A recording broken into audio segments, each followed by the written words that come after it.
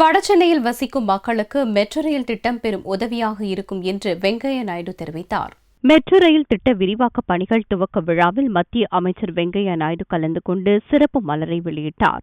பின்னர் பேசிய அவர், metro rail விரிவாக்க திட்டம் தமிழகத்தில் நேரடி மற்றும் மறைமுக வேலை வாய்ப்புகளை உருவாக்குவதோடு வடசென்னையில் வசிக்கும் மக்களுக்கு மெட்ரோ ரயில் திட்டம் பெரும் உதவியாக இருக்கும், போக்குவரத்து நெரிசலை குறைக்க உதவும் என்றும் கூறினார். முதல்வர் ஜெயலலிதாவின் வேண்டுகோளை ஏற்று மெட்ரோ ரயில் விரிவாக்க பணிக்கு மத்திய அரசு அனுமதி வழங்கியதாகவும், சென்னையில் மெட்ரோ ரயில் விரிவாக்க பணிக்காக மத்திய அரசு 3770 ரூபாய் கோடி ஒதுக்கியுள்ளதாகவும் வெங்கையா நாயுடு தெரிவித்தார்.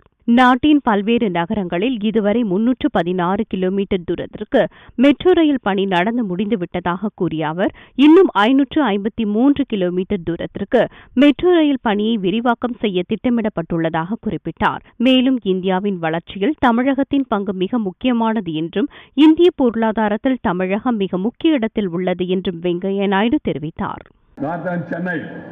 Who are all living in a congested condition because traffic is heavy, population also heavy, vehicles also are number of them are very high in number.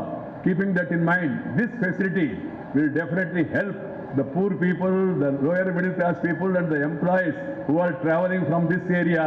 This will go a long way. That's why I am very happy about this.